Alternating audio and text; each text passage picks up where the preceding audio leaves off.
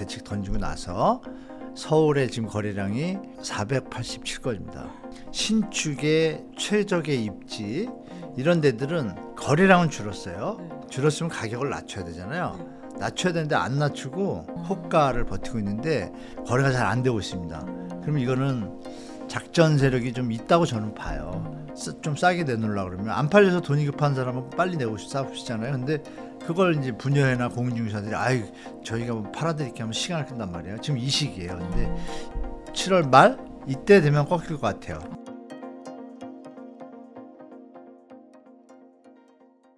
안녕하세요. 오늘 인터뷰 진행을 맡은 김혜은입니다.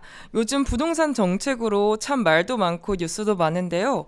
많은 분들이 지금 사야 될지 조금 더 기다려야 될지 많이 고민하실 것 같습니다. 그래서 오늘은 한문도 교수님과 함께 부동산 시장 이야기 나눠보도록 하겠습니다. 교수님 안녕하세요. 네, 안녕하세요. 초대해서 감사합니다. 네, 교수님을 처음 뵙는 분도 계실 것 같은데 간단하게 소개 부탁드립니다. 저는 현업에서 한 15년 강의, 대학 강의가 한 23년째 하고 있습니다. 그래서 총합 30년 부동산에 지금 관계하고 있는데요. 저를 많이 불러주셔가지고 제가 열심히 강의도 하고 또 유튜브나 이런 방송에도 나가고 하고 있습니다. 네, 참 우리 성정길 TV 가족 여러분 행복하시기 바라겠습니다. 감사합니다. 네, 교수님. 6월 말 정부가 고강도 대출 규제를 발표했잖아요. 네. 이게 정부의 의도가 뭐라고 생각하시나요? 의도가 아니라 일단 불장이었잖아요, 서울이. 네. 그 불장이 누가 봐도 조금 이해가 안 될 정도로 집을 갖고 있는 분들도 저한테 연락이 와서 왜 자꾸 올라가요? 물어볼 정도니까. 그리고 이제 친시장 세력분들은 더 올라갈 수 있다라고 이건 뭐 30년부터 얘기하는 거니까 그분들한테 이제 수익이 발생하다 보니까 당연히 그런 논리를 필 수가 있고요. 그리고 M2라고 해서 물가 상승률이 오르면 당연히 이 화폐 가치가 하락하니까 명목 가치가 올라가잖아요. 근데 그것보다 좀 더 많이 올라간 거예요. 그래서 왜 올라갔냐 다들 궁금해하고 있을 때 가계부채 문제가 터졌잖아요. 실제로 여러분들 아시는 산업활동 동향지수라고 해서 생산투자, 소매판매 이 부분에 대해서 데이터가 안 좋게 나온 지가 꽤 됐어요. 특히 계엄으로 인해서 소매판매가 많이 줄었죠. 심리적으로 다들 안 좋으니까. 근데 여러분 아시겠지만 편의점 매출이 5개월 연속 하락한 게 대한민국 역사에 드물거든요. 5개월 연속 하락했습니다. 이거 되게 중요한 부분인데 아시는 바와 같이 가계부채가 많아지면 이자를 많이 내다 보니까 쓸 돈이 없잖아요. 그게 어느 정도 넘어가면 소매 판매가 부진하게 되고 부진하면 어떻게 되겠어요? 기업 입장에서 매출이 주니까 사람을 늘릴 수가 없죠. 줄이게 되겠죠. 그럼 기업이 또 사람을 줄이면 또 실업자가 많이 생기겠죠. 실업자가 많이 생기면 또 소비가 줄겠죠. 또 소비가 줄면 이게 이제 악순환 시작이거든요. 디플레이션 비슷한 그런 개념으로 들어가기 시작하는데 그거를 이제 이미 2, 3년 전부터 대한민국에서 다 깨달았고 금융당국도 알고 있었고 올해 초죠. 경제기획재정부 장관께서 뭐라고 했냐면 가계부채가 너무 높다. 낮추겠다고 했고 하는 총재도 그 얘기를 똑같이 했어요. 그리고 그런 부분에 대해서 전 정부는 정치적인 부분에만 신경을 썼지 이런 부분을 좀 방치했잖아요. 사실 이거는 신정부, 새로운 정부가 들어왔고 새로운 정부에서 볼 때 심각하다고 느꼈고 여러 가지 문제들은 이미 데이터업이 돼 있고 정보가 쌓여 있었기 때문에 바로 실행한 것 같습니다. 대한민국의 미래를 위해서 조금 충격이 있더라도 이거는 가계부채가 심각해지고 부동산으로 인한 사회 문제나 경제 문제가 부정적인 영향만 나타냈다 판단해서 제가 볼 때는 어떻게 보면 급격하다고 할 수 있지만 바로 시행, 뭐 발표하자마자 이런 게 사실 드물거든요. 그만큼 대한민국 경제가 좀 안 좋은 시그널들이 많이 나왔다고 보시면 될 것 같아요. 정부에서 사전적으로 또 후행적이긴 하지만 앞으로 미래를 위해서는 지금이라도 멈춰야겠다고 판단한 것 같습니다. 부동산 대책 발표가 지금 촬영일 기준 한 2주 정도 지났잖아요. 네. 서울 및 수도권 부동산 시장에 또 어떤 변화가 감지되고 있을까요? 이미 감지됐습니다. 우리 자영업자분들이 물건이 안 팔린다는 얘기는 이제 거래량이 줄었다는 얘기잖아요. 그렇처럼 부동산도 똑같이 거래량이 일단 기본적으로 체크할 사항인데요. 거래량이 서울이 작년 올해죠. 올해 들어서 불장되면서 5천 건, 7천 건, 8천 건, 5천 건 이렇게 가다가 6월 달에 9천 건을 넘어서 10,000건 돌파할 것 같아요. 아직 한 열흘 정도 남았죠. 네. 아직 그 신고 기간이. 근데 현재 10,000건 가까이 갔거든요. 그럼 10,000건 돌파할 것 같아요. 그러면 어마어마한 물량, 영끌 시절이 우리가 14,000, 15,000이었거든요. 영끌 수준이에요.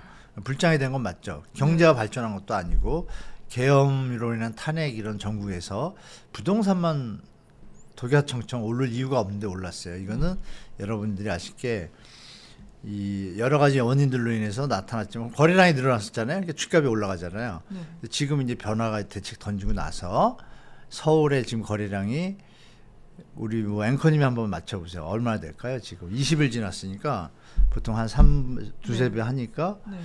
그러면 10,000건에서 어느 정도 될까요? 줄었으면 한 5,000건? 아 5,000건 이제 우리가 지금 7월이잖아요. 7월 네. 20일 됐고 7월 말까지 계약한 거를 8월 말까지 신고를 하니까 네. 계산으로 하면 2번 정도의 신고 기간이 남았잖아요. 네. 그러면 말씀하신 대로 한 5,000건 뭐 이렇게 다들 생각하실 텐데 네. 지금 현재 그러면은 5,000건을 3분의 1로 나누면 한 1,500건 돼야 네. 되잖아요. 지금 487건입니다. 엄청 급격하죠. 줄었네요. 네. 그러면 우리가 487건일 때 통상적으로 한 2,500에서 3,500건 나와요. 그러면 10,000건에서 3분의 1 토막 난 거예요. 반 토막 더 났고 전국도 마찬가지예요. 전국도 똑같고 수도권이 또 심각합니다. 수도권이 거래량이 15,000건이 평균이거든요. 네. 수도권이. 근데 한 14,000 넘었어요. 저번 달에 6월 달에. 근데 지금 1,600건인가 밖에 안 돼요. 그럼 이것도 한 3분의 1 토막 내지 4분의 1 토막 날 거고 전반적으로 그렇습니다. 광역시도 비슷하고 그래서 대책 이후에 일단 거래량이 다들 급감했고 그리고 이제 경매 물건에 대해서 이제 낙찰, 육찰 뭐 이런 개념 있잖아요. 사람들이 이 값이 저렴하다, 괜찮다고 생각하면 경매라는 어떤 좀 분위기를 감수하고라도 좀 저렴하게 주택을 마련하고 투자하거나 하는데 요번에 강촌 아파트라고 있어요. 강촌 아파트가 강변에 있습니다. 강 잘 보이죠. 한강 조망인데 그 아파트가 최고가가 한 27억 갔었어요. 근데 경매 물건이 나왔는데 지분매가 이렇게 4분의 3 정도. 그럼 계산하면 한 21억 몇 천만 원 돼요. 21억 몇 천만 원인데 경매가는 17억 9천이 나왔어요. 그러면 저렴하잖아요. 네. 그러면 누군가 살 거 아니에요. 그렇죠. 근데 이게 분위기가 바뀌어서 유찰이 됩니다. 사람들이 이미 암만 계산해도 최고가 대비 20% 30% 갭이 있는데 10% 15% 있는데도 안 샀어요. 그럼 그것도 비싸다는 얘기잖아요. 네. 그러면 20, 30%의 갭을 사람들이 기대한다는 얘기고 그럼 현재 주택시장에서 경매시장은 좀 더 낙찰률이 떨어질 것 같아요. 그러니까 이런 부분에서 나타나고 그 심리지수도 또 안 좋게 나왔습니다. 심리지수가 쫙 올라가다가 꺾인 게 나왔고 그리고 이제 부동산에서 발표한 중간 통계 있잖아요. 이게 상승률이 서울이 저저번 주에 6.627 대책 전에 0.494를 넘어서고 4549 막 이렇게 예전에 문재인 정부 때 피크 그런 거를 넘어서는 수준까지 막 근접하고 있었는데 이게 딱 꺾여가지고 저번 주 7월 7일 기준으로 벌써 2주 전이죠. 7월 7일 기준이 7월 10일 날 발표를 해요. 아마 내일 이번 주 7월 14일까지가 발표가 갈 텐데 저번 주가 0.2 몇몇으로 나왔어요. 반토막 났죠. 상승률이 둔화가 됐잖아요. 그러면 이번 주는 더 내려갈 가능성이 높잖아요. 뭐 이런 모습들이 모든 지표에서도 나타나고 있다. 이렇게 보시면 될 것 같습니다. 실제로 효과가 있다고 봐야겠죠. 네. 그럼 거래량이 급감하면서 호가도 그럼 이제 뚝뚝뚝 떨어질까요? 지금 벌써 떨어졌는데요. 근데 더 많이 떨어지길 사람들이 원하고 있잖아요. 이미 뭐 떨어진다기보다는 네. 정상화되길 바라는 거죠. 아, 정확하게 네. 말하면 너무 많이 올라갔잖아요. 그런데 이제 여러분들이 아시는 담합행위. 네. 그동안 물건이 지금 매물이 많아요. 아까 좀 말씀드린 중에 빠진 게 있는데 매물이 이 불장 기간에 전국적으로 매물이 걷어들이기 시작했어요. 왜? 더 오를 거라고 생각하고. 네. 그런데 갑자기 이 대책이 딱 나오고 나니까 매물들이 슬슬 다시 나와요. 왜? 앞으로 올라갈 거라고 생각하면 더 들고 있어요. 안 팔잖아요. 근데 올라갈 것 같지 않으니까 내놓겠죠? 그렇죠. 지금 이런 현상이 나타나니까 이게 뭐 전국적으로 나타나고 있는 것이 이제 제가 볼 땐 쭉 이어질 것 같아요. 그래서 뭐 여러분들이 지금 대책에 대해서 뭐 효과가 있니 없니, 뭐 또 어떤 데는 떨어지니 많이 이런데 지금 분명히 다 나타났고, 단지 신축의 최적의 입지 네. 이런 데들은 거래량은 줄었어요. 네. 줄었으면 가격을 낮춰야 되잖아요. 네. 낮춰야 되는데 안 낮추고 버티고 있어요. 아. 호가를 버티고 있는데, 여러분들이 아시는 담합행위 뭐 또 분여회 담합 이런 게 옛날엔 성행했었고, 한때 이제 조치들이 나오고 나니까 조금 죽었다가 요번에 스물스물 다 기어 나왔거든요. 네. 이 부분들이 움직이고 있어요 지금. 근데 이제 이게 만약에 매도자 입장에서 그래 호가가 뭐 만약에 15억짜리 아파트다. 근데 얼마 전에는 10억대였던 거예요. 그죠? 이게 많이 올라서 11억이었다 이러면 이 분위기를 조정해서 막 게시판에도 붙여요. 몇 얼마 이하로 내지 마라. 이거 옛날에 많았는데 지금 좀 준 상태도 최적의 입지나 신축 아파트나 준신축 이런 아파트에 대해서 움직이고 있어요. 네. 이게 지금 버티고 있어가지고 이 시청자분들 중에 아실 겁니다. 뭐 상급지라고 그러잖아요. 조금 더 나은 곳이 버티고 있어요. 버티고 있는데 거래가 잘 안 되고 있습니다. 그럼 이거는 작전 세력이 좀 있다고 저는 봐요. 만약에 정부에서 강력하게 칼을 빼들어서 네.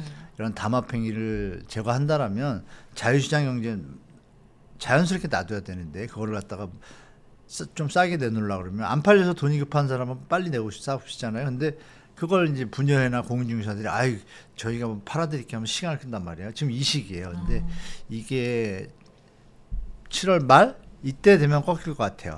휴가철이잖아요. 네, 그렇죠. 네, 이런 거 겹치면 비수기니까 또 나타날 것 같습니다. 제가 볼 때. 그러면은 매수하시고 싶은 분들은 7월 말까지 기다렸다가 사는 게 좋을까요? 7월 말이 아니라 더 기다려야죠. 아. 제가 볼 때. 왜냐하면 네. 이제 한 달, 7월 말이면 한 달밖에 안 되잖아요. 네, 그렇죠. 그리고 우리 이게 이 효과가 시장에 얼마나 강력한지를 우리 젊은 분들은 잘 모르시는 것 같아요. 앵커님처럼. 근데 40, 50, 60 되면 잘합니다. 갭 투자를 다 막았네. 그러면 남은 것이 별로 없고 더 집값을 올리려고 해도 부담이 커요. 네. 그리고 이 새로운 정부가 지금 행보가 좀 예사롭지 않잖아요. 젊은 분들이 선거 때는 별로 안 찍은 거로 아는데 요번에 뭐 여론조사하니까 젊은 분들이 정책에 대해서 박수를 많이 치고 있다 그래요. 뭔지 모르지만 느낌이 좀 제대로 하는 것 같다 이런 느낌을 갖고 있나 봐요. 근데 5060도 마찬가지거든요. 여야 떠나서 대한민국이 뭐 정치 이념이 사로잡힐 때가 아니라 경제가 지금 뭐 얘기가 자꾸 나오잖아요. 그럼 경제를 살려야 되는데 자영업자분들도 힘들고 그런 부분에서 이 정부가 앞으로 중요한 건 5년이 남았잖아요. 인지 1, 2개월 지났어요. 그럼 5년 동안 이 정부가 갑자기 집값을 막 올리려고 그러겠어요? 그렇죠. 아닐 거잖아요. 그러면 이제 지금 7월을 얘기했잖아요. 네. 7월은 이제 열흘만 있으면 끝나지만 8, 9, 10, 11, 12 안에 어떤 일이 벌어질지 아무도 모르잖아요. 근데 이제 기성 언론이라 그럴까요? 친화적인 언론들은 부동산에 뭐 이것도 뭐 5, 6개월 문재인 전처럼 뭐 3, 4개월 하면 끝인다 뭐 이러는데 맞아요. 그거는 대책의 내용을 디테일하게 모르셔서 하신 말씀이에요. 왜냐하면 예전에는 빈틈, 그러니까 사각지대를 만들어줬어요. 은행 대출을 막았다 이러면 시중에 5대 은행 있잖아요. 네. 5대 은행 중에 기사는 4개가 나와요. 4개 은행이 다 막은 거 나오는데 한나은행이 조용히 있어요. 한 개 은행.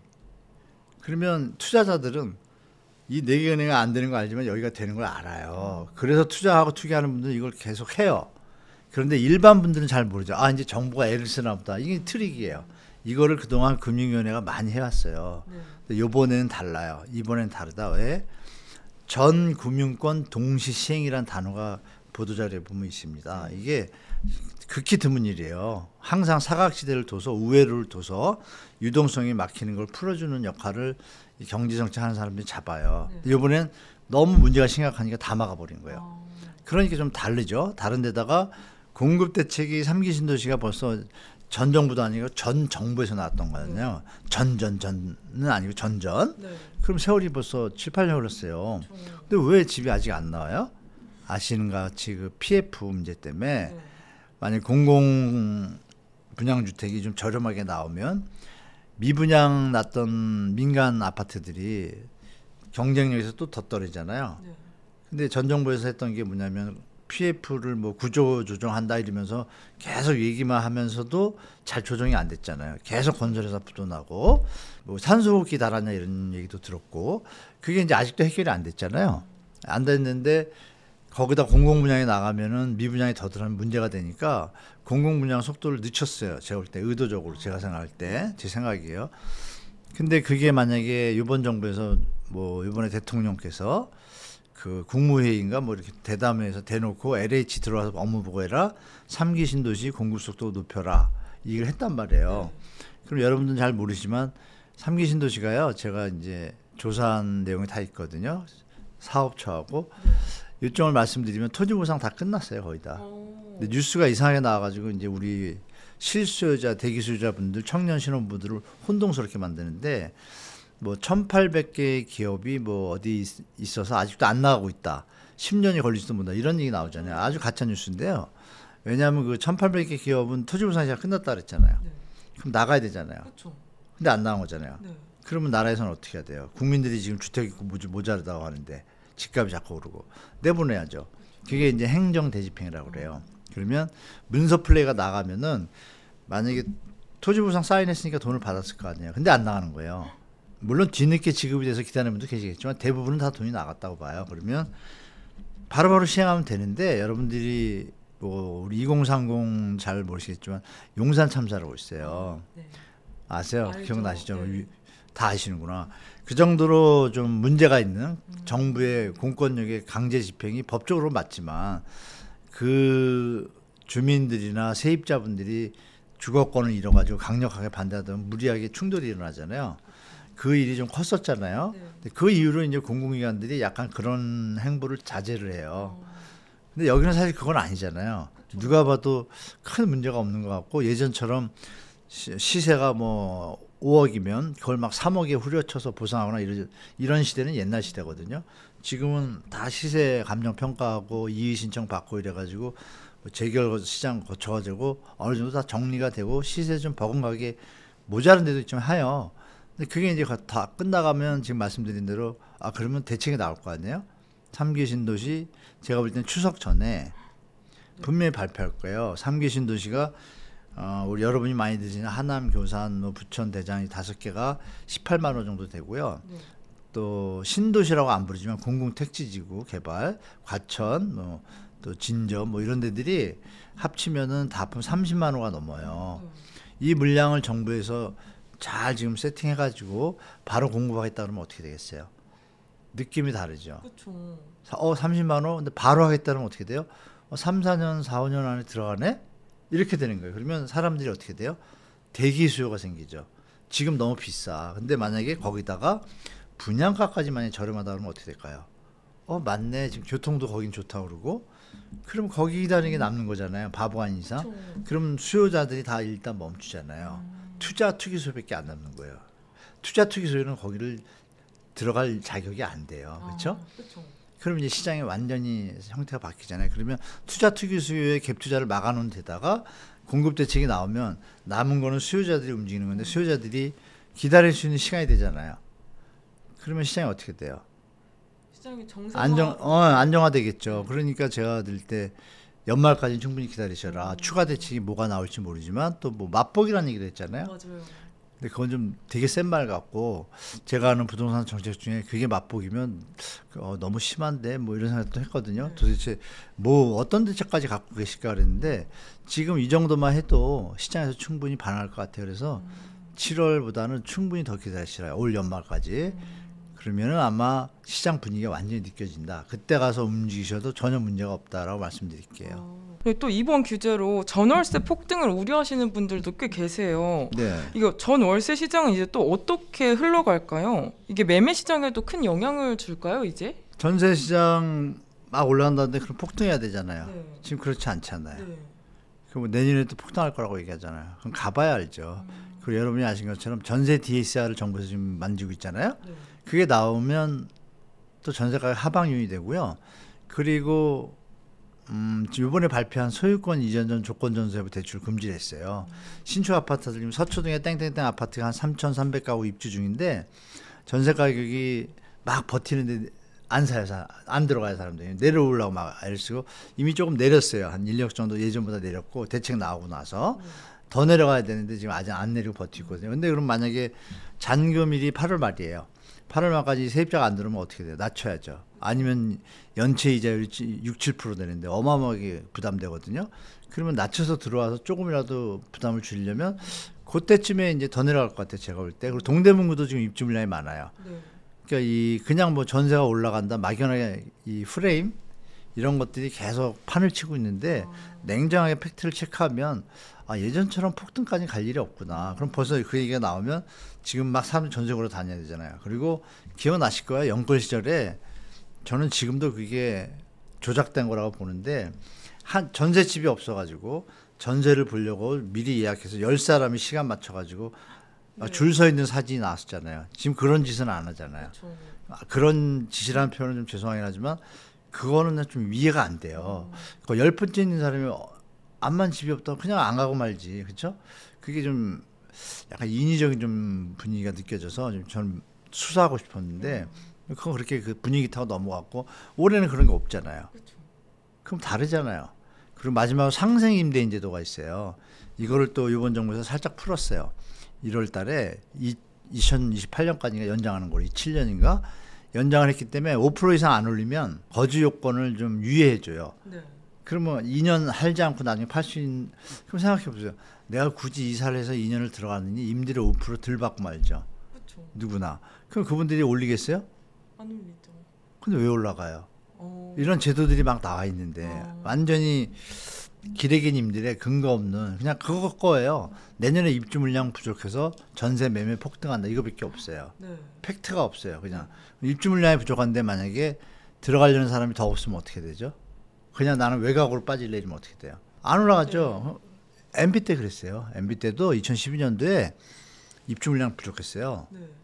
그래서 그 전년도에 입주 물량 부족으로 폭등한다고 기사가 남발했어요.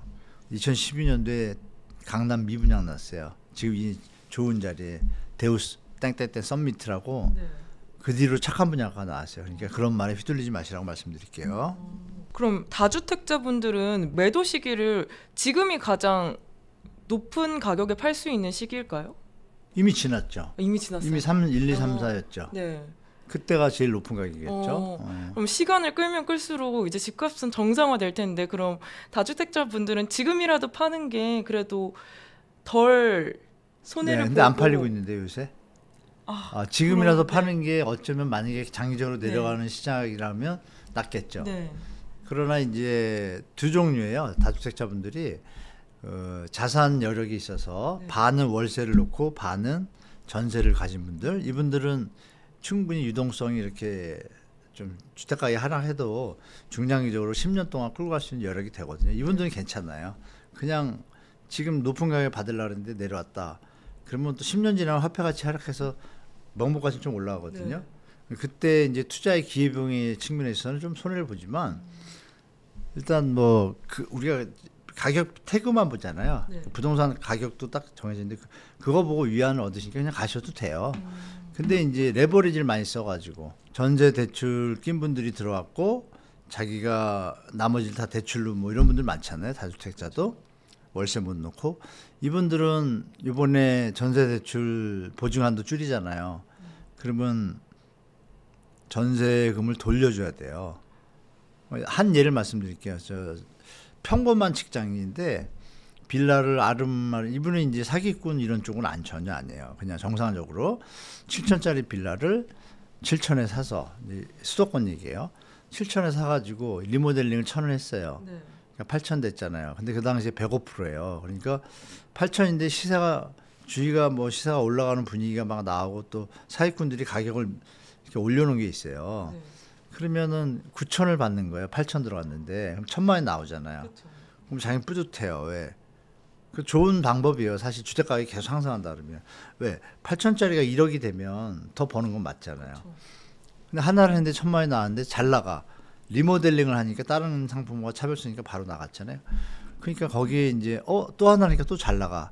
그렇게 하다 보니까 몇 년 지나니까 한 45개, 50개 가까이 된 거예요. 지금까지 좋았죠.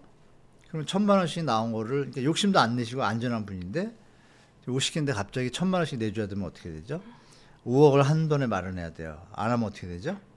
경매 파산 쪽으로 바로 갑니다. 그래서 다주택자분들 중에 뭐 제가 얘기하시면 아실 거예요. 레버리지 좀 있고 자기 자본, 에쿼티가 없는 어떤 좀 부동산을 많이 갖고 계시다 그러면은 지금 과감하게 그나마 정리하고 오르면 오른 대로 따라갈 수 있고 내리면은 유동성에서 자유롭잖아요. 그쵸. 버틸 수가 있잖아요. 그런 식이라고 좀 말씀드리겠어요. 그래서 자산관리 포트폴리오를 분산 포트폴리오로 좀 재구성하는 때다 지금 그렇게 좀 말씀드리겠습니다. 최근 영끌하는 사람이 서울 아파트 매수자 10명 중 3명이 6억 이상 대출이라는 기사 제목이 떴다고 해요. 부동산 영끌 투자에 많은 사람이 몰리는 이유가 뭘까요?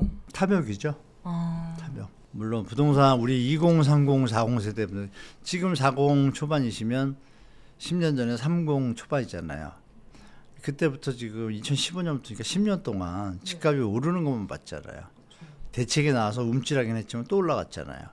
그러니까 10년 동안 우리가 학교 생활하다 대학을 나오고 직장 생활을 하면서 조금 사회와 이런 부분에 자본주의에 대해서 피부로 느끼기 시작하면서 피부로 10년 동안 겪은 게 계속 오른 거예요. 주위를 보니까 갭 투자해서 돈 버는 사람들이 많이 나왔잖아요. 이번 10년 동안. 그러니까 처음에는 이건 아닌가 하다가 지금 어떻게 되겠어요? 나만 바보 되는 거 아닌가라는 프레임이 지금 팽배해요. 전 20대, 30대, 40대한테. 중간에 한번 꺾였잖아요. 22년도에. 영끌 뭐 물려 막 이래가지고. 그게 좀 혼동스러우신 거예요. 그 상태에서 사람이 10명 있으면 2~3명은 꼭 고문관이 있고 2~3명은 공부 잘하고 이런 것처럼 꼭 그 부류가 좀 나눠지잖아요. 뭐 우주의 법칙인지 모르겠지만 그런 것 같아요. 근데 요번에 이제 계엄 때 아까 제가 일부 때인가 말씀드렸지만 대출을 좀 풀었다 그랬잖아요. 어수선한 틈을 이용해서. 근데 그 대출이 이제 전세 끼고 살 수 있는 생애 최초 대출이라는 단어가 뭐예요? 처음으로 집을 마련하니까 들어가서 잘 살으라고 정부에서 대출을 많이 해주고 충분히 감내할 수 있는 거를 예측하고 해준 건데 근데 이제 이걸 어떻게 풀었냐면 전세 끼고 사는 거 그거에도 대출을 해주는 거로 풀어놓은 거예요. 그러면 생각해 볼까요? 10억짜리예요. 그 생애 최초 대출이 지금은 대책으로는 70%로 바뀌었지만 LTV 아시죠? 우리 구독자 여러분들 론투밸류라고 해서 집이 10억짜리면 70%면 7억 대출해주는 그 비율을 이제 LTV라고 하잖아요. 그게 이제 80%까지 해준 거예요. 그러면 내 돈 20%만 있으면 들어가 살 수 있잖아요. 얼핏 들으면 좋은 정책인데 이거를 갖다가 전세 끼고 사는 것도 인정을 해주니까 어떻게 돼요? 자, 20억짜리 집 있다고 가정할게요. 20억에 80%면 16억이잖아요. 내 돈 4억 있으면 강남 집을 사야 안 사야? 살 수 있죠. 와, 이런 일이 벌어지는데 그 와중에 전세가 10억이 들어있네? 와, 어떻게 보면 돈 안 내고도 살 수 있네?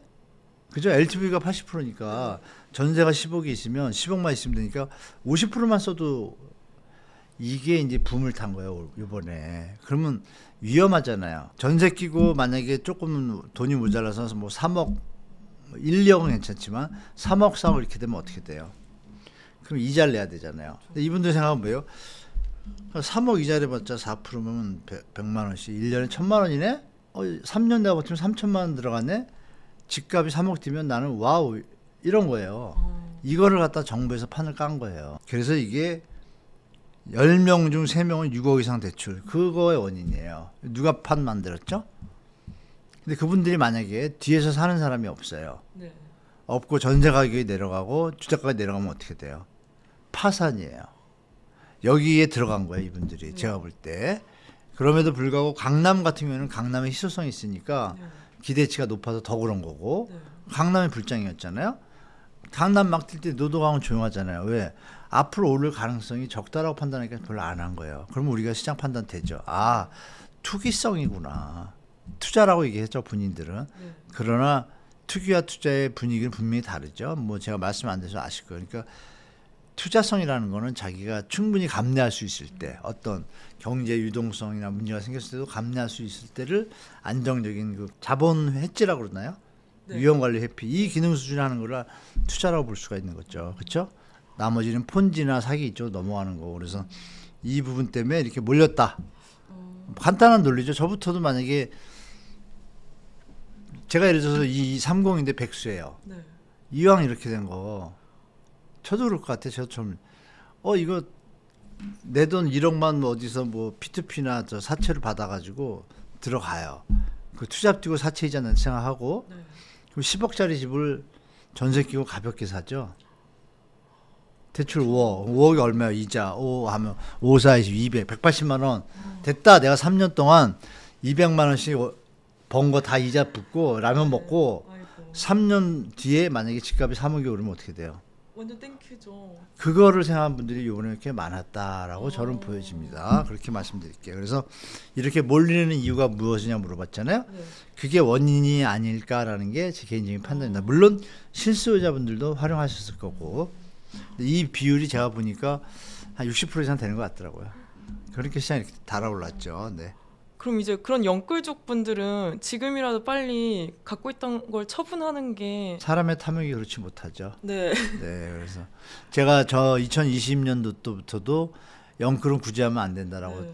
대놓고 얘기를 하니까 깜짝 놀란 게 그거예요. 다 아는데 영끌 구제는 말도 안 돼. 돈 벌면 자기들은 챙기고 가고 안 벌면 뭐 나라가 말도 안 되는 어떤 논리를 피는 거에 대해서 제가 얘기했더니 젊은 세대들한테 막 그게 막 쇼츠가 막 돌아다녔나 봐요. 네. 맞다 처음 얘기인데 지금 이제 다 아시잖아요. 지금 얘기해도 태클 걸 분들이 없을 거요. 네. 그죠? 영끌 자기가 책임져야죠. 그렇죠. 네네. 네, 그리고 한국은행 보고서에 따르면은 한국의 민간 부채 비율이 네. 일본 버블 붕괴 당시와 유사한 수준에 도달했다고 합니다. 이러한 부채 수준이 부동산 시장에 또 어떤 위험을 초래할 수 있을까요? 한번 리스크가 발동됐을 때 대처가 안 되면 네. 경제는 심리라고도 하잖아요. 아시겠지만 지금 대한민국 부동산은 가계대출 부채로 쌓아 올린 전세대출까지 겹쳤잖아요. 그걸로 올린 주택가격이 정상은 아니지 않습니까? 지금 생각해보세요. 대기업을 나오신 분이 전세값도 안 된다니까요. 4, 5년 열심히 둘이 모아서 선남선녀 이렇게 만났어요. 네. 전세 갔더니 돈이 모자라. 그럼 헤어져야 돼요. 이런 상황이에요. 대한민국이. 대기업인데. 그러면 중소기업 다니면 어떻게 해요? 더 그렇죠. 그렇죠. 이게 좀 심각하다 그래서 한국은행 보고서에서 이미 이제 가계부채에 대해서 계속 한 2, 3년 동안 한 번씩 냈는데 IMF 보고서도 있습니다. 그래서 가계부채로 인한 경제에 대한 영향인데 시사점인데 요점은 그거예요. 전에도 한 말씀드렸지만 소비가 줄게 돼요. 일단 당연히 대출이 많아지면 소비가 줄죠. 네. 이자를 많이 내야 되니까. 소비가 줄면 기업이 매출이 줄잖아요. 뭐 그 다음 스토리는 저번에 얘기한 게 아시잖아요. 매출이 줄면 사람 줄여야죠. 사람 줄이면 실업자 늘어나죠. 실업자가 늘어나면 쓸 돈이 없으니까 소비가 또 줄죠. 네. 이 디플레이션은 이제 악순환의 네. 어떤 시작이 될 수 있다. 물가는 안 올라가고 쓰는 사람이 없으니까. 네.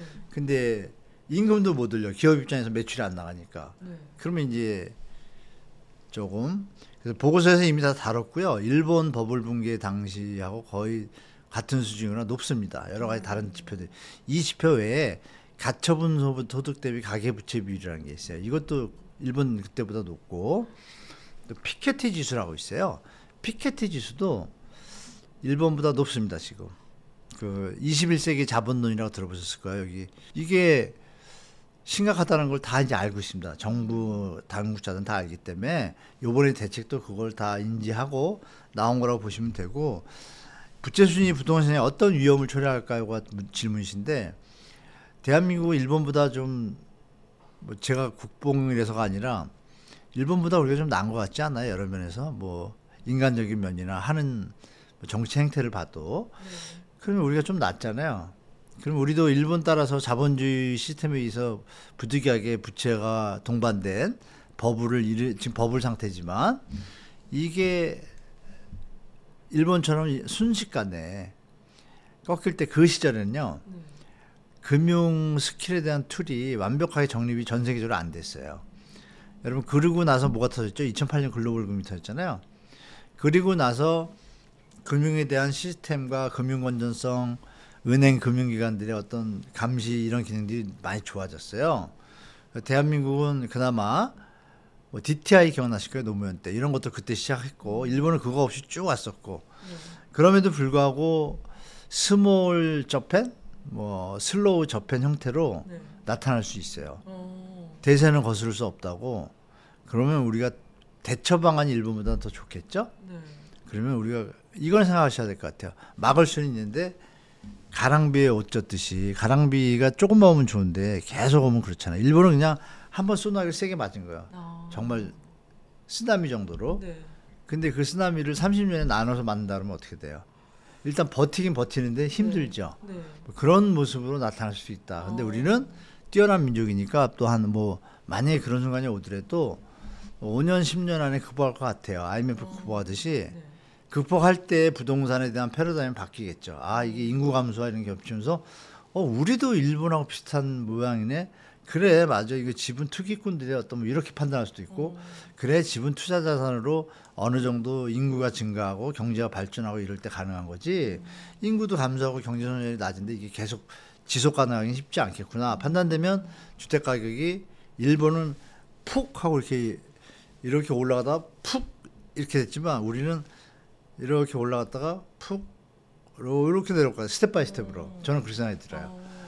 그걸 좀 제 개인적인 생각입니다. 그래서 충분히 위험이 와도 막을 수 있다. 다만 무리하게 투자한 분들은 다 좀 안 좋은 고민스러운 상황이 도래할 것이다라고 저는 보고 있어요. 특히 2033년 되면 아마 이거 박제가 되죠. 이 유튜브는 2033년 고맘때쯤에 그런 일이 확실하게 시장에 나타날 수도 있습니다. 예. 근데 그러면 일본은 버블 붕괴 이후 집값이 정상화를 찾아간 건가요? 아니면 더 떨어진 건가요? 진실 팩트를 전달해 준 게 기자분들의 멋있는 모습이잖아요. 예전에 요즘 많이 사라졌어요. 그러니까 일본이 올라간 걸 하나 말씀을 드리면 일본 도쿄도의 어느 사례를 말씀드릴게요. 만약 6억짜리 집이 있었어요. 쫙 올라가지고 6억이에요. 이게 6억인데 얘가 1990년에 버블이 터져요. 그래서 얘가 쭉쭉 와서 한 2억, 3억대로 쭉 빠져요. 2억 수준으로. 그랬다가 쭉 떨어졌죠. 이렇게 이게 그리고 30년이 흘렀어요. 30년 동안 조금씩 이렇게 오다가 지금 이게 6억짜리가 지금 이제 7억 7, 8천 됐어요. 요즘에 올라서. 그러면 그때랑 비교하면 어떻게 해요? 30년 동안 집값이 5%밖에 안 오른 거예요. 10%. 요 최근에 5년 10년 동안 좀 올랐잖아요. 이걸 가지고 일본 주택이 살아났다 뭐 이렇게 얘기하면 안 되죠. 그렇죠? 그래서 상대적 가치로 보면 일본 주택 가격의 PIR 소득 대비 지수는 우리보다 훨씬 낮아요. 그래서 뭐 그거랑은 좀 비교하기 어려운 것 같고 일본이 주택 가격이 많이 올라갔다는 개념은 우리처럼 신축 있잖아요. 일본 지역에서 거의 지진이 나잖아요. 그것도 앞으로도 큰 지진이 온다 그러잖아요. 그러니까 맨션에 살기를 좀 싫어해요. 싫어했는데 최근에 젊은 분들의 어떤 라이프 스타일이 많이 바뀌었잖아요. 전 세계적으로 젊은 신혼부부들이 맨션을 선호하기 시작하면서 맨션 가격이 좀 올라왔어요. 그래서 이 부분이 좀 새로운 이슈로 떠오르는데 그게 전부가 아니라 일부 지역들 이 부분에서는 이제 그런 현상이 좀 벌어지고 있다는 말씀드리고 그리고 엔저 현상이 있었잖아요. 그것 때문에 그 사람들 입장에서는 똑같이 8억이지만 우리나라 입장에서는 예전에 저 환율을 계산하면은 8억인데 지금 환율 계산하니까 6억 5천밖에 안 되는 뭐 이런 상황이 되니까 가 사두는 거예요. 환율이 변하면 환차익을 얻을 수 있으니까 그 투자까지 또 들어갔어요. 그래서 요 한 3, 4년 사이에 일본이 좀 주택 가격이 오랜만에 좀 올랐습니다. 그래서 그 부분이니까 그렇게 보시면 되고 그래서 일본은 명목으로는 올랐지만 계산해 주시면 실질 가격은 다운됐다라고 보시는 게 정확한 팩트 같습니다. 제가 볼 때. 예. 그럼 현재 한국이 일본과 유사하게 직면하고 있는 문제점이 뭐라고 보시나요? 지금 말씀드렸던 저성장, 저출산, 고령화 다 똑같습니다. 똑같고 기업체에 대한 우리는 그나마 좀 난데요. 기업체에 대한 어떤 무리한 유지, 정부가 지원을 해서 이런 게 버블 당시에 있었거든요. 우리도 좀 그러고 있어요. 이런 부분이 다 똑같고 그래서 뭐 제가 볼 땐 아까 말씀드린 슬로우 저펜, 스몰 저펜의 형태가 나타날 것 같다는 게 제 예측입니다. 네, 최근 한국의 한계 기업이 심각한 수준으로 증가 중이라는 소식이 있었는데요. 어느 정도 수준일까요? 일단 뭐 다 아시겠지만 한계 기업 뭐 정확히 말씀 올리면 3년 동안 네. 사업을 했는데 매년 이자를 못 내는 거예요. 3년 연속. 이자를 못 갚으면 어떻게 돼요? 사실 파산이잖아요. 그런 기업의 비율이 꽤 됩니다. 꽤 되고 작년 기준으로 이게 이제 금융 안정 보고서라고 예, 한은에서 이제 1년에 2번 보고서를 내요. 이렇게 기업 상황들을. 작년 연말 이제 6개월 전이죠. 6개월 전에 이제 보고서 나왔는데 우리 상장 기업 중에 17.8%가 한 개 기업에 해당돼요. 그러면 10개 중에 2개 업체는 이미 파산 직전이라는 거예요. 근데 이게 유지를 하고 있어요. 네. 그러면 금리가 코로나 때처럼 0.5%로 내려가지 않는 한 3년 동안 이자를 못 내는데 지금 경제가 좋아지는 게 아니잖아요. 그럼 기업은 좀 쉽지 않겠죠? 파산이 일어날 수 있는 소지가 있고 그리고 이 3년 동안 이자를 내는 기업이 17.8%인데 더 중요한 건 뭐냐면 우리가 코로나가 끝나고 이제 경기가 회복될 거라고 했는데 일본의 어떤 저성장, 저출산 뭐 이런 거 겹치면서 경제 펀더멘탈이 좀 약해진다는 뉴스를 많이 보도 접했잖아요. 뭐 유치원도 줄어들고 학교도 줄고 막 이런 것들. 그런 게 이제 서서히 아까도 말씀드린 가랑비처럼 움직이는데 여기서 이제 이 중소기업 있잖아요. 중소기업의 44.8% 거의 반이 2024년도에 그 좋을 때잖아요, 사실. 네. 4년도에 이자도 못 낸 거예요. 수익을 적자예요, 그러니까. 네. 근데 이게 만약 올해 2025년도에도 이미 적자의 기조가 있죠. 왜냐하면 1, 2, 3, 4, 5월에 탄핵 때문에 경제가 엉망이 됐잖아요. 거기다 또 이상한 양반 또 나왔잖아요. 트럼프가 툭 튀어나왔잖아요. 그러니까 한국 경제 성장률이 0.8. 그게 뭐 사실상 후퇴하는 거죠. 잠재 성장을 비교하면. 그러니까 이런 현상들이 나오기 때문에 기업의 44.8%가 이자를 못 냈다? 그 기업 중에 올해도 만약에 못 내는 기업이 그대로 많다고 하면 어떻게 되겠어요? 일단 경제 동력이 많이 다운되겠죠. 아까 말씀드렸던 소비가 주는 거는 어쩔 수 없는 상황이 될 수도 있겠죠. 이런 부분이 올 수도 있는 약간 위험한 시기예요. 제가 볼 때. 부동산 PF도 마무리 안 됐잖아요. 이런 것들이 산지인데 부동산이 독야청청 오른다? 뭔가 이상하죠. 네, 이게 뭐랄까 심리의 어떤 아바타의 좀 말을 만들고 제가 뭘 하나 만들고 싶은데 사람이 어떨 때 보면 전혀 다른 사람 같이 막 행동을 있잖아요. 그런 것처럼 지금 이 경제가 전혀 다 따로국밥이에요. 지금 보면 그죠? 특히 부동산이. 근데 이게 이제 결국은 따로국밥이 될 수 없는 게 그 따로국밥의 주방장 한 사람이잖아요. 그렇죠. 그게 이제 한국이잖아요. 그럼 결국 언제 뭉쳐진다고 판단하면 아까처럼 그럴 가능성이 좀 높겠다. 그리고 세대가 흘러서 정부나 국민들이 정신을 차리고 움직여서 한 세대의 뒤를 봤을 때는 도리어 집값이 많이 안정되고 우리 머리가 좋잖아요. 우리 민족이. 그죠? 다시 움직이기 시작하면 어떻게 돼요? 집값이 저희 때처럼 내가 일을 열심히 하면 돈을 벌고 행복하게 가정을 꾸리고 정말 살아나게 살 수 있다 판단이 들면 결혼하지 말라고 하겠죠. 그렇죠. 지금 딴 것 때문에 그런 거예요. 그러니까 그 시기가 오려면 한 세대는 필요하잖아요. 그러면 우리가 지금 한 10년, 15년 고생하고 그때 막 젊은이들이 많이 생기기 시작하고 이러면 폐업했던 유치원도 다시 늘어나 뭐 이런 상황이 올 수도 있잖아요. 그쵸. 거기에는 우리가 30년 동안 따뜻하게 살았잖아요.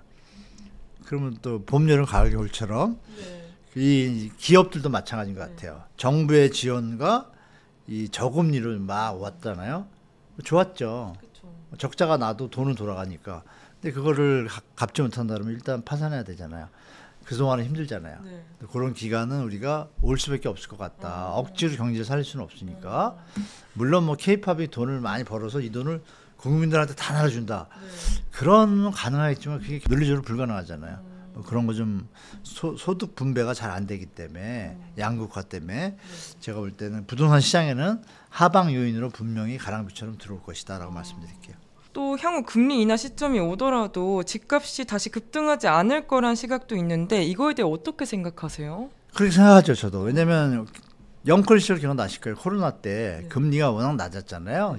2% 기준금리가 0.5까지 갔으니까 다 해가지고 2%의 대출 받고 집사분들이 그때 많았고 그런데 이제 대출 그 정책에서 좀 풀어주다 보니까 4%가 돼도 집값이 또 2배 뛰니까 쫓아간 거예요. 지금은 이제 3배까지 가려고 좀 애를 쓰고 있는데 이거는 중요한 건 케인즈 이론 있잖아요. 더 큰 바보 이론. 그럼 또 살 사람이 있어야 되는데 여러분이 느끼시는 바와 같이 이 그림을 보시면 거래량 제가 거래량 보시면 어때요? 서울이 계속 내려오잖아요. 네. 자, 인구가 지금 계속 쭉 가고 서울에 사람들이 모인다 그러는데 왜 거래량이 줄죠? 거기다가 여기 표에 보시는 것처럼 2010년도에는요 아파트가 네. 135만 채밖에 안 됐어요. 서울에. 네. 근데 지금 180만 채 가깝거든요. 그럼 벌써 몇 프로가 늘은 거예요? 한 30% 가까이? 40만이니까 30% 가까이 되겠네요. 20, 30% 가까이가 늘었으면 거래량이 20, 30%는 늘진 않아도 예전보다 20, 30% 줄면 안 되잖아요. 똑같아잖아요. 지금 그림 보세요. 내려왔잖아요. 그럼 이게 뭐예요? 아, 더 큰 바보들이 점점 죽이기 시작했다. 그러면 언젠간 끝이 오겠죠? 그쵸. 그때 어떤 일이 벌어질지는 예측되실 거예요. 그죠? 지금 너무 비싼 주택 가격에 대해서 다들 알고 계시니까.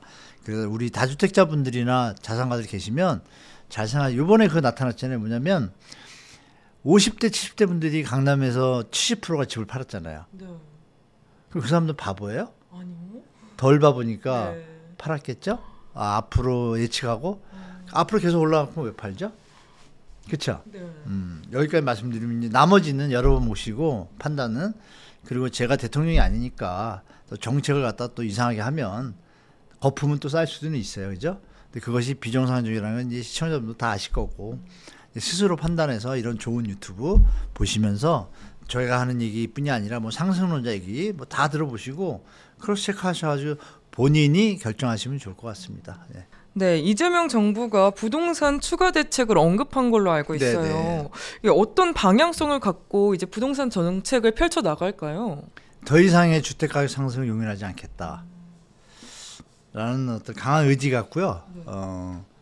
가계부채가 경제한테 경제에 부정적인 영향을 줄 수 있는 상태가 돼버렸기 때문에 더 이상의 가계부채 증가를 용인하지 않겠다. 그리고 이제 기획재정부에서 이미 여러 가지 데이터 전 세계의 어떤 그동안에 세계 각국의 데이터 보고서를 봤을 때 여기서 초과되는 이제 가계부채는 대한민국 경제를 정말 수렁에 빠뜨릴 수 있는 단초가 될 수가 있어요. 그거를 이미 다 인지하고 있습니다. 정부 당국자나 다 알고 있기 때문에. 그래서 방향성은 뭘까요? 그러면 주택가격 더 이상 올라가는 거는 방치하기 힘들다.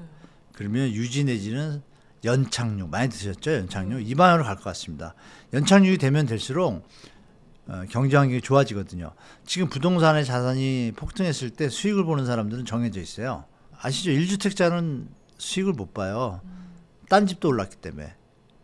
이 사례 한번 말씀드리면 이해되실 텐데 헬리오시티를 갖고 계시다가 24억에 팔았어요. 네. 팔았는데 세금 빼고 하니까 한 21억 남아요. 그래서 이거 좋게 팔았다. 내가 받았던 재건축 단지를 또 들어가겠구나. 가서 한 7, 8년, 10년 고생하면 그것도 뛰겠지. 그래서 한 3, 4개월 전에 집을 받은 거예요. 같은 송파구에. 받은데 이제 재건축 들어가기 직전이에요. 막 시공사 막 꽂고. 그런데 봤을 때 2, 3개월 전에 봤을 때가 12, 13억이었어요.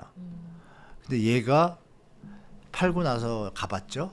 갔더니 18억이 돼 있는 거예요. 그러니까 자기 집만 오른 게 아니라 그 집도 오른 거예요.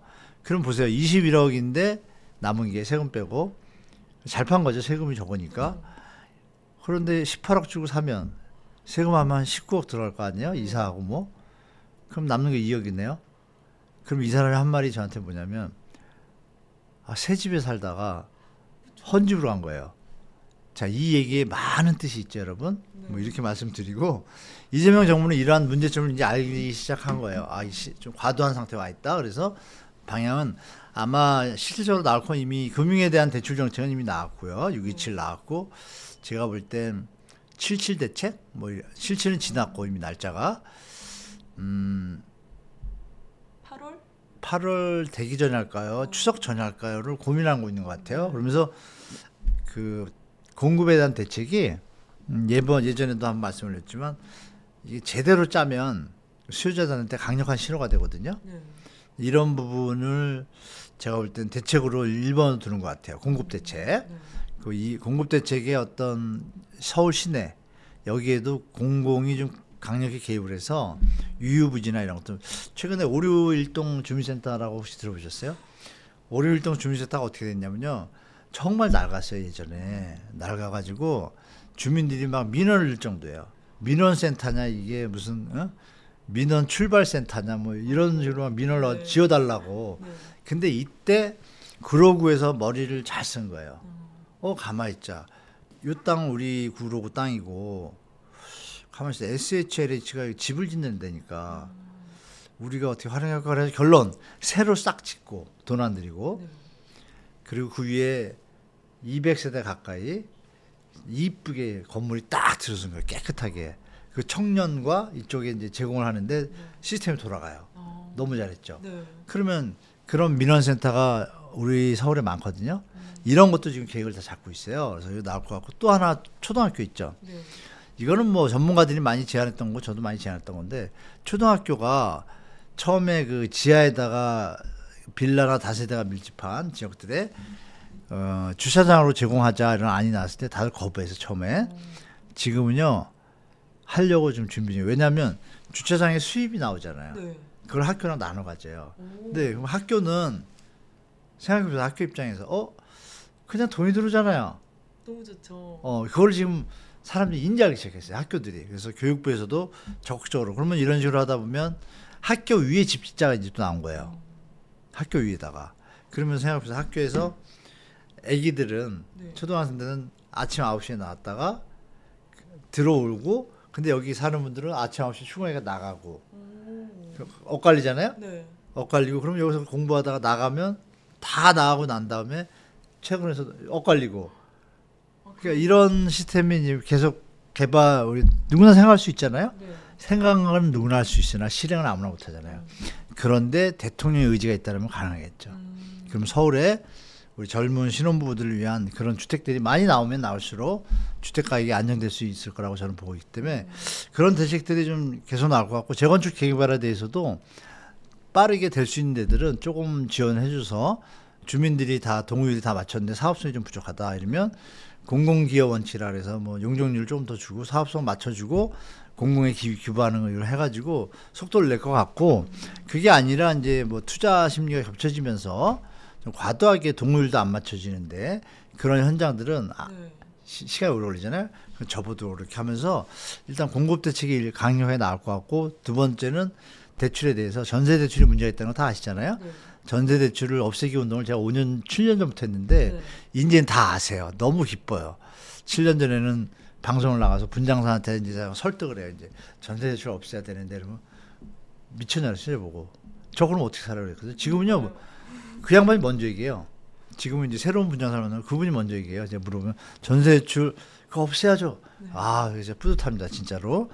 그런 부분들의 전세 대출이 축소가 된다 그러면 처음에는 전세 가격이 뭐 밀려서 월세 난민으로 가나 이런 그 기사들 있잖아요.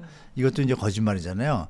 왜냐하면 전세 가격이 내려가면 월세 가격도 내려가거든요. 네. 그러니까 일시적으로는 월세로 좀 몰리는 것 같지만 1년 지나면 어떻게 돼요? 전세 가격이 내려왔으면 월세 가격이 더 버틸 수가 없어요. 왜? 월세 낼 돈으로 전세 들어갈 수가 있잖아요. 비용. 그 균형점이 생기거든요.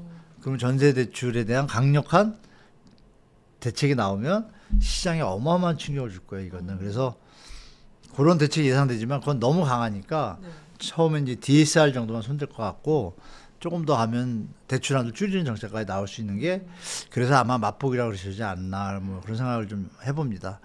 그래서 너무 이것도 요번에 6개월간 멈출 거 이거는 아닌 것 같아요. 요번엔 좀 다른 것 같습니다. 네. 근데 또 이재명 대통령이 그 세금으로 집값을 잡지 않겠다고 그렇게 말씀하셨잖아요. 했죠.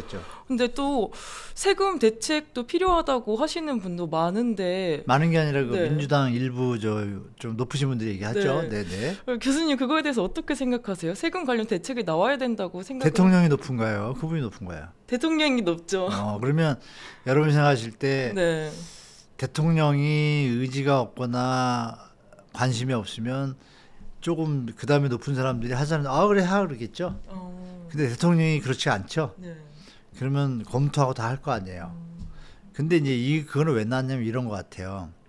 재정이 2, 3년 동안 거의 펑크가 엄청났잖아요. 펑크가 막 펑펑 돈 쓰고 감면해주고 이러다 보니까 그러면 감면했던 것을 그냥 원위치 하는 거 이걸로 집을 잡겠다는 게 아니라 그러니까 양도세 중과 이런 개념이 아니라 예전에 내던 종부세나 이런 뭐 세금들이 있잖아요. 그걸 정상으로 이거는 집값 잡으려는 게 아니잖아요. 네. 국세의 안정성을 위해서 이런 포메이션으로 이쁘게 가려는 게 이재명 대통령 생각이실 거고 전 정부처럼 뭐 양도세 중과를 때리면 어떻게 돼요? 팔 사람이 안 팔잖아요. 그럼 물건이 매물이 잠기면 공급이 부족하잖아요. 순환이 막히잖아요. 네. 그러면 이제 더 쏠림 현상이 있어서 왜곡 현상이 나요. 일시적으로 좋은 것 같지만 시작은 출발은 좋으나 결과가 안 좋은 결과가 부동산에 많아요. 그러니까 이 부분을 생각할 때 무조건 세금 올리고 있는 게 아니라 그거를 이제 군부를 피우시는 게 아닐까 이분들이. 이분들은 가신들의 입장에서 아 이거 세금이 지금 이거 좀 모자른데 뻥카 계속 났어요. 몇십 조씩 났잖아요. 계속. 그러면 이걸 좀 줄여야 되는데 차원에서 얘기는 할 수 있겠죠. 네. 예를 들어서 여기 사장님이 계신데 우리 앵커님이 상무님이에요. 네. 얘기할 수 있잖아요. 그쵸. 근데 왜 사장님이 안 된다면 어떻게 돼요? 안 될 것 같죠. 네. 예.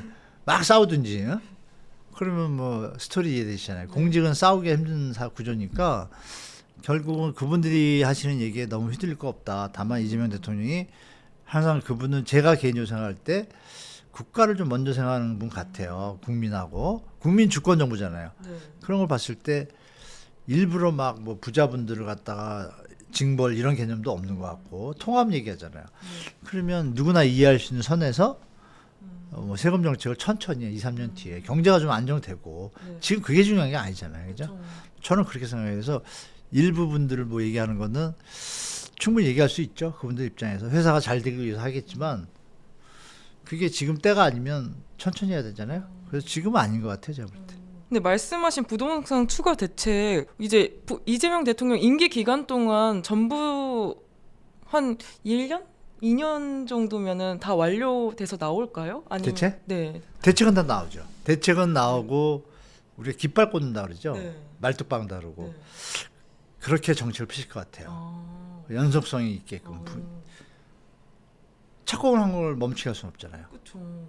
그러면 제 생각에 공급 대책이 나오면 임기 내에 착공을 목표로 할 거예요. 아. 전 정부는 어땠어요? 착공 210만 한다는데 뭐 한 게 없잖아요. 그렇죠. 건설회사 망하기 바쁘고. 그러면 이제 지금도 착공한다고 만약에 발표를 해도 될까라고 의문을 많이 가지실 거예요. 맞아요. 근데 제가 말씀드리지만 그런 국민들의 불신을 없애기 위해서 특히 청년들의 불신을 없애기 위해서 대충 발표하지 말고. 근데 다행히 이제 이번 대한민국이라는 큰 회사의 사장님이 그래도 좀 일을 잘하실 것 같다는 기대는 있잖아요. 그렇죠. 잘만 해준다라면 청년들이나 신혼부부나 뭐 유주택자분들도 다 박수 칠 거예요. 왜 국가를 다 걱정하시니까. 네. 극히 일부 300만 투기꾼들만 눈물 흘릴 수 있지만 제가 볼 때 대한민국의 발전과 미래를 위해서 그분들도 또 지금 많이 먹었잖아요. 네. 그죠? 쉽게 말하면 욕심 좀 줄이시고 뒤늦게 연걸 따라간 분들은 그건 탐욕의 결과니까 본인들이 책임지시고 대한민국의 미래를 위해서 그쪽 방향으로 나아야 될 것 같습니다. 그래서 추가 대책은 제가 볼 때 확실하게 정리가 된 다음에 발표할 것 같아요. 조금 시간이 걸리더라도 뭐 신호는 주지만 그래서 그걸 보시고 시장 대처하시는 게 좋을 것 같아요. 또 이재명 대통령 발언 보면은 앞으로 전세 제도가 사라질 수도 있다는 느낌이 드는데 전세가 사라진다면 부동산 시장의 양상은 또 어떻게 달라질까요? 네, 이재명 대통령의 발언을 저는 정확하게 들은 바가 없고요. 네. 저는 그렇게 얘기한 것 같지는 않고 전세 대조의 효용성 그 부분에 대해서 일단 고민에 들어간 것 같아요. 그리고 전세 DSR제도 나오고 허그가 전세 보증 한도를 높이면서 전세 사기가 많이 일어났잖아요. 이게 과연 의미가 있는 건가? 제가 볼 때는 전세 제도는 좋은 제도예요. 개인 국민들이 만들어놓은 제도예요. 이거는 네. 국가가 개입해가지고 이렇게 망가뜨렸다고 봐요. 저는 제가 뭐 7년부터 주장을 했지만 국가만 개입 안 했으면 이런 일이 없었어요.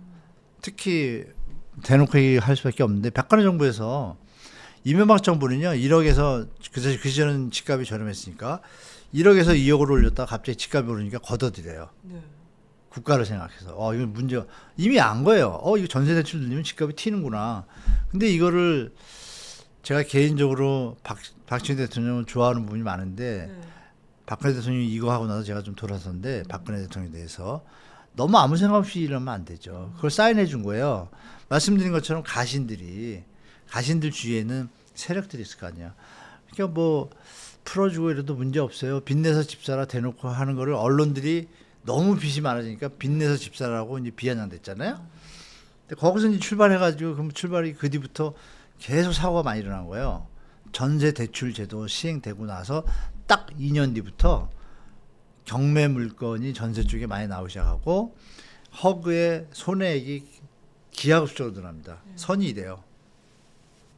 2천억, 5천억, 7천억, 8천억, 1조, 2조, 4조 어마어마하죠. 우리 세금이 다 나가는 거예요. 그러니까 그 부분을 알 거예요. 그러면 전세 대출 제도를 없애겠다. 이 얘기는 말이 돼요.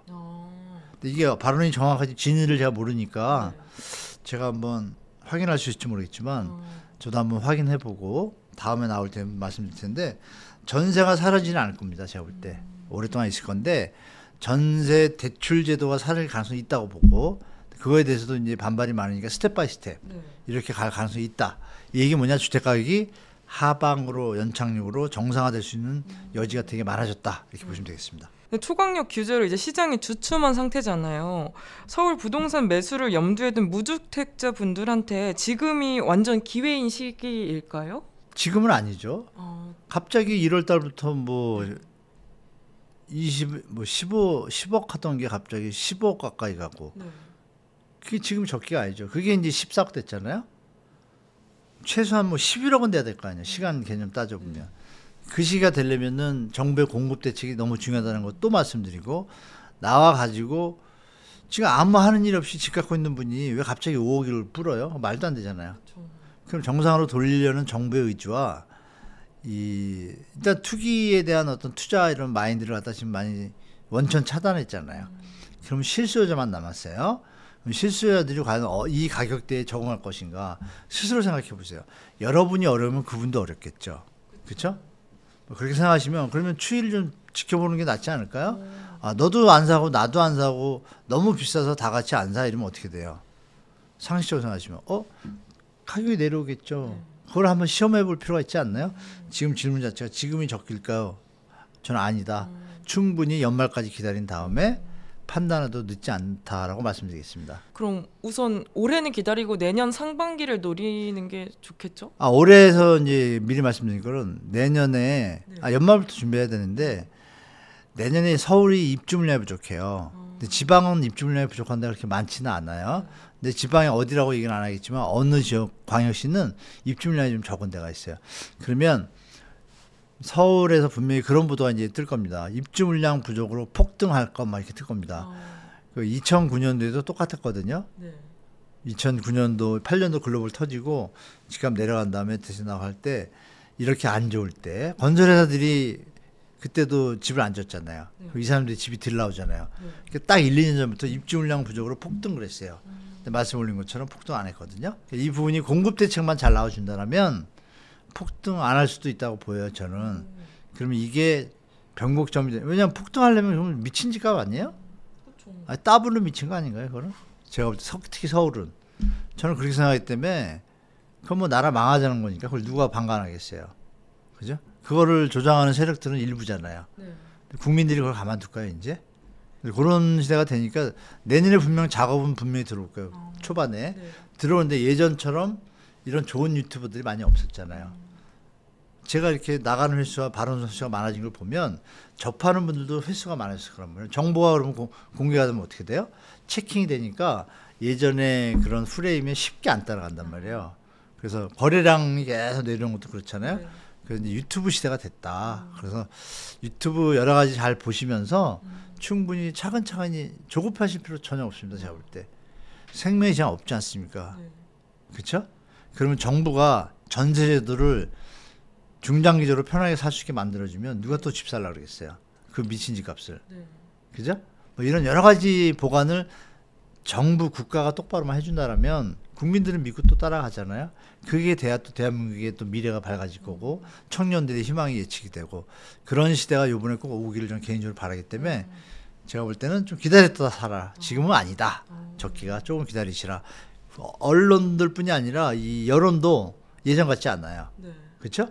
많이 바뀌었기 때문에 좀 한번 기대해 볼 만하다. 뭐 조급해하지 마시라고 말씀드릴게요. 그럼 향후 나올 대책 중에 그러니까 무주택자분들이 눈여겨 보면 좋을 포인트 같은 게 있을까요?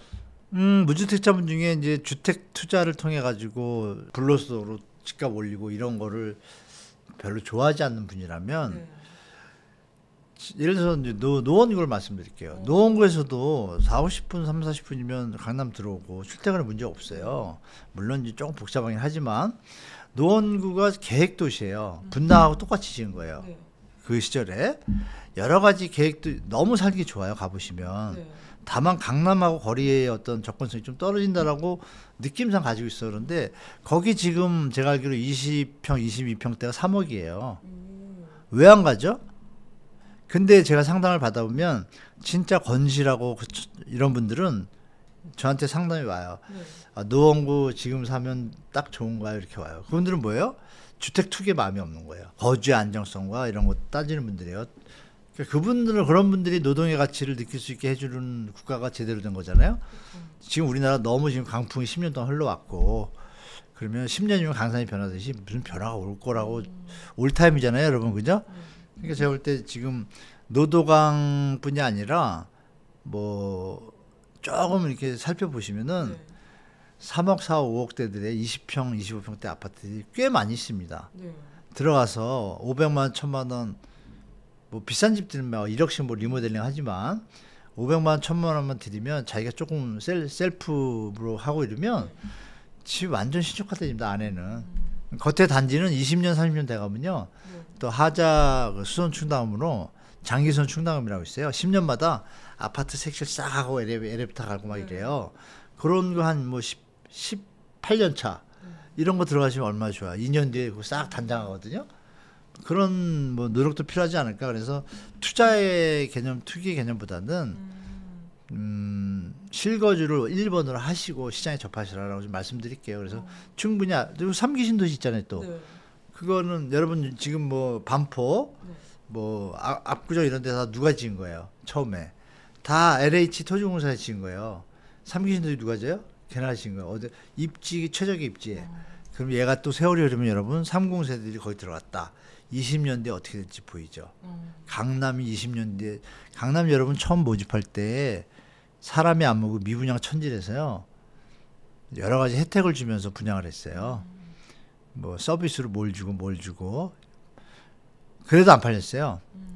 그러다 이렇게 뛰어나게 된 건 뭐냐면 국가가 기반 시설이나 뭐 코엑스 세우고 뭐 이런 서포팅을 하니까 계획도시고. 근데 지금 이것도 계획도시잖아요. 국가가 서포트하려고 그러잖아요. 그러면 예측이 되죠, 여러분.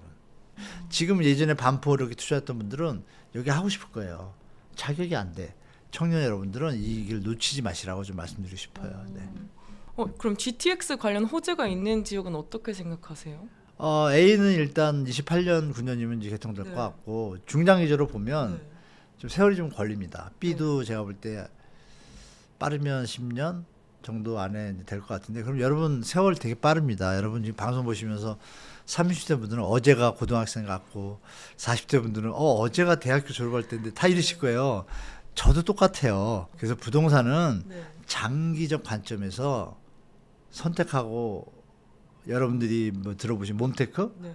몬테크도 아니에요. 이거는 예측 가능한 시나리오에서 선점해가지고 자리를 가면 그 결과가 나타나게 돼 있어요. 그래서 제가 볼 때는 그 3기 신도시 이 부분에 대해서 조금 관심을 가지시고 분명히 GTX 뭐 말씀 주셨는데 GTX 호재 지역이 이제 시간이 걸리잖아요.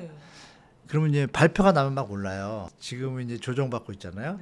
그러면 이제 제가 말씀드린 대로 내년 올해 말 대책이 나오게 되면 조정기가 들어와요. 그때도 GTX 지역은 버틸라 그럴 거예요. 근데 분명히 가보시면 매물은 많고 매수자는 적어요. 100%. 그러면 공인중개사 7군데 이상을 가셔가지고 나는 GTX 10년 뒤를 바라보고 지금 약간 감수하겠다. 이러시면은 7군데다 미리 연락을 해놓고 나는 이 정도 가격이면 사겠다. 지금 시세가 만약에 7억이에요. 나는 6억 1,000짜리가 있으면 연락 주세요. 일단 내려서 확. 그리고 기다리는 겁니다. 그리고 이왕이면 죄송한 얘기인데 잔고 증명도 보여주세요. 통장 카피 떠가지고 딱 6억, 5억 있는 거. 그러면 공인중개사분들이 연락이 좀 달라지 말래도 옵니다. 만약에. 그리고 또 거기다 또 추가적으로 제가 복비를 2배 가까이 드릴게요. 이런 거예요. 그러면요. 다른 일 다 제끼고 우리 선생님 거 먼저 찾아요. 당연한 거 아니겠어요? 제가 일을 하는데 당연한 거 아닐까요? 뭐 어디 뭐 BTS가 공연을 하는데 여기 100억을 준대 여기 300억을 준대. 그럼 일로 가죠. 똑같은 거예요. 그래서 손님이 돼도 그렇게 취사 선택권이 있다. 조금만 공인중개사로는 전체 금액의 일부지만 집은 훨씬 싸게 살 수 있다. 이렇게 좀 활용하시면 좀 도움이 되실 것 같아요. GTX 지역에 관심 있다? 그러면 천천히 접근하시면 될 것 같다라고 말씀드릴게요. 네, 오늘 한문도 교수님과 부동산 시장의 전체적인 흐름하고 정책의 맥을 짚는 이야기 해봤는데요. 네. 교수님, 저희 성공의 진심이 두서워, 구독자분들께 네. 한 말씀 부탁드립니다. 네. 두서없이 뭐 이렇게 여러 가지 말씀 올렸는데요. 이렇게 말씀드릴 기회 주셔서 감사하고, 여러분 그 뭐니 해도 건강이 최고입니다. 그 무슨 학자, 경제학자가 행복이라는 거를 갖다가 수학 이걸 막 표현하려고 애를 썼는데 결론이 나온 게 이제 욕망분의 소유 이래가지고, 소유가 적으면 욕망이 100인데 소유가 50이면 부족하잖아요. 근데 만약에 욕망이 만약에 10으로 줄으면 어떻게 돼요? 행복이 5배가 되잖아요. 결국은 수식을 그걸로 나타냈대요. 그래서 우리 국가나 이 전문가들, 기성세대들이 이제는 조금 깨닫기 시작했어요. 우리가 청년들한테 너무 심하다, 후세들한테. 이 바람이 지금 불고 있어요. 그래서 우리 청년 구독자분이 계시면 소리를 내셔야 돼요. 그리고 기성세대들은 이제 알잖아요.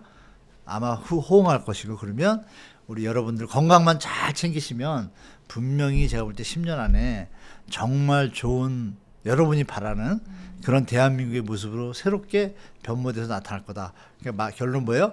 멘탈 관리하시고 건강 챙기시라 좀 말씀드리겠습니다. 네, 교수님 귀한 말씀 정말 감사합니다. 제가 감사합니다. 네, 저희 오늘 인터뷰가 도움이 되셨다면 좋아요와 구독 잊지 마시고 저희는 다음에 더 알찬 이야기로 돌아오겠습니다. 감사합니다. 고맙습니다.